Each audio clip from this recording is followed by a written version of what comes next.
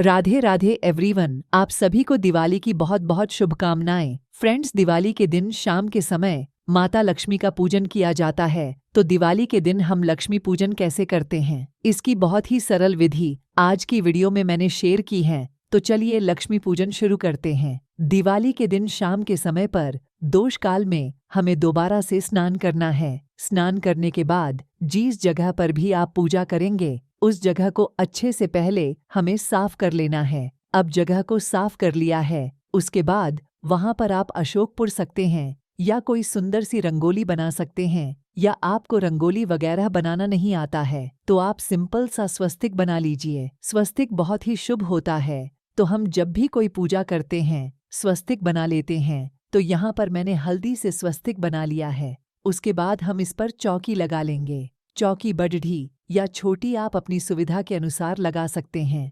चौके लगाने के बाद इसके ऊपर हम लाल रंग का वस्त्र बिछा लेंगे। माता लक्ष्मी के पूजन में लाल रंग का अति महत्व है, तो लाल रंग का वस्त्र भी चाहिएगा। अब हम लक्ष्मी गणेश जी का पोस्टर लगा लेंगे। तो जहां पर पूजा कर रहे हैं वहां पर हमें यह पेपर का पोस्टर जरूर लगाना होता है। मोस्ट ये सब घरों में पोस्टर आता है, तो आप लगा लीजिएगा। इसके बाद सुंदर से आप डेकोरेशन कर लीजिए। जैसा भी सजाना चाहते हैं आप चौकी को सजा सकते हैं कि चौकी को मैंने थोड़ा सजा लिया है। अब हम कलश की स्थापना करेंगे। तो कलश की स्थापना करने के लिए पहले चावल की ढेरी हम लगा लेंगे पर और जो लक्ष्मी माता है इनके राइट हैंड की तरफ हमें चावल की ढेरी लगानी है। यानी जो पूजा कर रहा है ना, पूजा करने वाले साधक के लेफ्ट हैंड की तरफ होगा। तो इस तरह से देखिए हम अष्टदल कमल बना लेंगे। अष्टदल कमल बनाना नहीं आता है तो कोई बात नहीं, सिर्फ चावल की ढेरी आप यहाँ पर लगा लीजिएगा। इसके बाद हमें एक कलश लेना है। तांबा, पीतल या मिट्टी का कोई भी कलश ले सकते हैं। उसे कंठ तक जल से भरना है।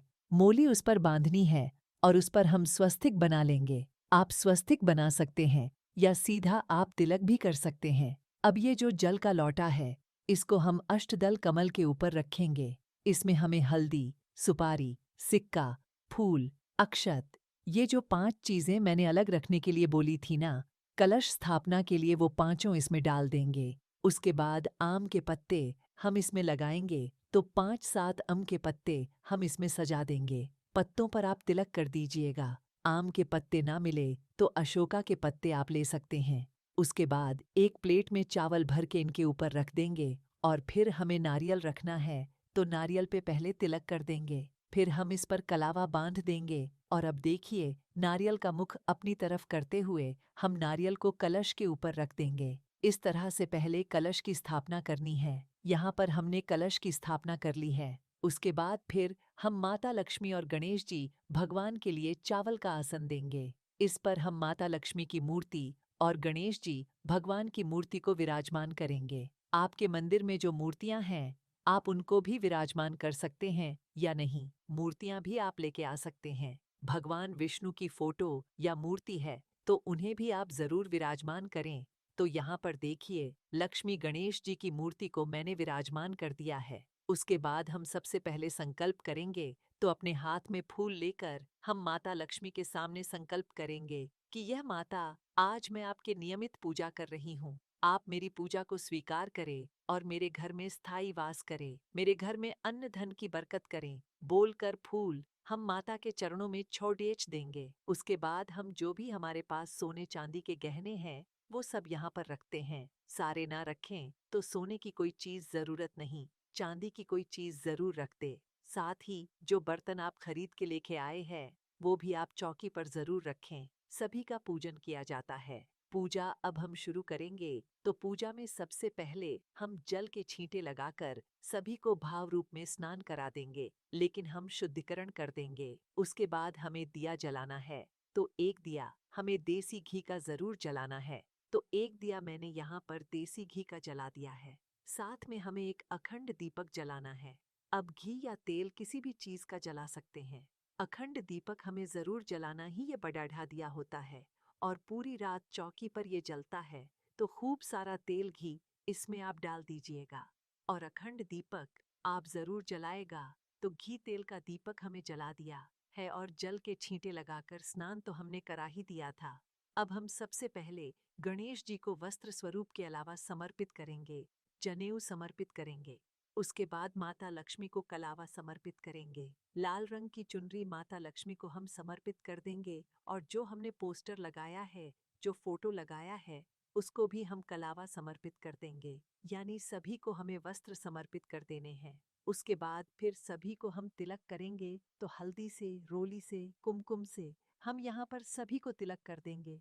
तो यहाँ पर चौकी पर हमने जो भी बर्तन रखे हैं, जो गहने रखे हैं, उनको भी हमें तिलक करना है। उसके बाद फिर हम सभी को अक्सर समर्पित कर देंगे, यानी चावल समर्पित कर देंगे। तिलक तभी पूर्ण होता है जब हम चावल समर्पित करते हैं। तो चावल समर्पित कर देंगे, तो दिए हमने जलाया है ना, उनको भी तिलक जरूर करना है। उसके बाद गणेश जी को फूल समर्पित कर देंगे। माता सरस्वती को हो सके तो सफेद रंग के फूल समर्पित करें और माता लक्ष्मी को कमल का फूल समर्पित किया जाता है। तो लक्ष्मी पूजन के दिन यानी दिवाली के दिन आप हो सके तो लक्ष्मी माता को कमल का फूल जरूर समर्पित करें और कमल का फूल ना बंद समर्पित नहीं करना है, ऐसे अच्छे से उसको खिला लेना है। उसके बाद माता पार्वती को खिला हुआ कमल का फूल समर्पित करना है।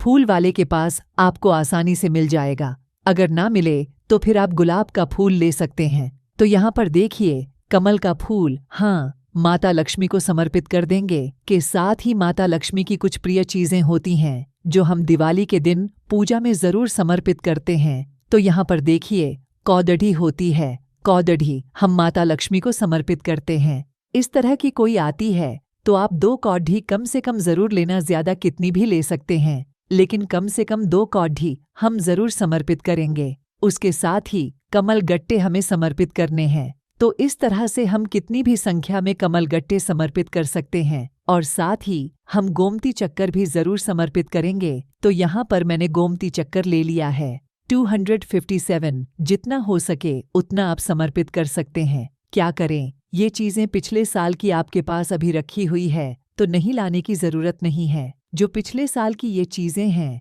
उन्हीं को गंगा जल में धोकर आप उन्हें समर्पित कर सकते हैं। अब हम माता लक्ष्मी को सप्तधान समर्पित करेंगे। तो सप्तधान में हम गेहूं, चावल, बाजरा, जौ, चना, धनिया और साबुत मूंग, ये कोई भी 7 भूत अनाज लेकर हम माता लक्ष्मी को साबुत अनाज सप्तधान समर्पित करते हैं। अब हम भोग समर्पित करेंगे। तो भोग में जो खील होती है, खील बताशे बाजार में आपको हर जगह मिल जाएंगे। दिवाली के आसपास तो एक खेल पता से जरूर समर्पित करनी है। उसके अलावा हम मिठाई समर्पित करेंगे। तो जो भी मिठाई आपने बनाई है या मंगवाई हो, मिठाई समर्पित कर दें। ऋतुफल हम समर्पित करेंगे। और देखिए जो भी हमने भोग समर्पित किया है ना, वो हम पान के पत्ते पर समर्पित करेंगे। तो पान का पत्ता आप ले लीजिएगा। आप चाहे तो हर एक भोग के लिए अलग अलग पत्ते ले सकते हैं, या एक पत्ता लेकर उस पर जो भी मिठाई आपने ये चढ़ाई है या जो भी खेल पता से चढ़ाई है, वो पान के पत्ते पर रखकर हमें लक्ष्मी माता को समर्पित कर देंगे। तो यहाँ पर लक्ष्मी माता को पान के पत्ते पर भोग समर्पित करना सबसे ज्यादा शुभ माना जाता है, इसलिए आप पान के पत्ते पर भोग जरूर समर्पित करें। हाथ जोड़कर भोग स्वीकार करने के लिए माता से प्रार्थना करें। तो इस तरह से हमें भोग समर्पित करना है। फिर हम दक्षिणा समर्पित कर देंगे और मोर पंख हमें चौकी पर जरूर रखना है। मोर पंख बहुत शुभ होता है, तो मोर पंख को भी हम रखेंगे। इसके बाद 1 लोटा जल हम समर्पित कर देंगे। तो इस तरह से हमने भोग समर्पित कर दिया है। अब हम अपने सीधे हाथ में थोड़े फूल और चावल लेकर लक्ष्मी जी की कथा सुनेंगे। जिलों उन्नत किया है वो तो कथा जरूर सुनते हैं, जिन्होंने नहीं किया है उन्हें भी ये कथा जरूर सुननी चाहिए। कथा का वीडियो चैनल पर मिल जाएगा, लिंक मैं आपको डिस्क्रिप्शन में दे दूंगी। लक्ष्मी जी की कथा सुनने के बाद हम ये फूल लक्ष्मी जी के चरणों में समर्पित कर देंगे। हमें लक्ष्मी जी पर धान की वर्षा करनी होती है। धान की जो खील बनती है ना, उनकी वर्षा करनी होती है। तो दोनों हाथों में हमें एक खेल लेनी है और खड्डाढ्येशी होकर हमें लक्ष्मी जी के ऊपर इन खेलों की वर्षा करनी है। धीरे धीरे एक खेल हमें लक्ष्मी जी के ऊपर बरसानी है, बहुत ही शुभ रहता है। आप भी लक्ष्मी जी पर इस तरह से खेल जरूर चरचाइएगा। परिवार के सभी सदस्यों से चरचवाइएगा। दिवाली तो दियों का त्योहार है, तो अब हमें खूब सारे दीपक जलाने हैं। 215101 जीतने भी चाहें उतने दीपक आप जरूर जलाए। दिवाली के दिन घर में सब जगह दीपक जलाए जाते हैं, तो पहले जहां पर हम लक्ष्मी पूजन कर रहे हैं वहां पर हम दीपक जलाएंगे, माता की आरती करेंगे। उसके बाद पूरे घर में हम दीपक जलाएंगे, ऊपर बाहर भीतर सब जगह हम दीपक जलाएंगे। तो पहले मैंने चौकी पर यहाँ पर दीपक जला लिए हैं। दीपक जलाने के बाद फिर हम आरती करेंगे, तो जो घी का दिया हमने जलाया है ना, उससे हम आरती करेंगे। आप चाहे तो आप अलग से कपूर से भी आरती कर सकते हैं। और देखिए, कुछ लोग आरती नहीं गाते हैं लक्ष्मी जी की, लेकिन हमारे यहाँ पर लक्ष्मी जी की आरती खूब धूमधाम से गाई जाती है। तो लक्ष्मी जी की बहुत प्रेम पूर्वक हम आरती करेंगे, गणेश जी की आरती करेंगे। आरती करने के बाद हाथ जोड़कर पूजा में रही कमियों के लिए शुमाएं अर्चना करेंगे और अपने घर में लक्ष्मी जी के साथ आई वास के लिए प्रार्थना करेंगे। जी हमारे घर में आए और सदा निवास करें, ऐसी प्रार्थना हमें जरूर करनी है। इस तरह से हमारा लक्ष्मी पूजन पूर्ण हो जाएगा। पूजा के बाद जो भी प्रसाद हमने चढ़ाया, जो भोग हमने चढ़ाया है, वो घर के सभी सदस्यों में हम प्रसाद के रूप में बांट देंगे।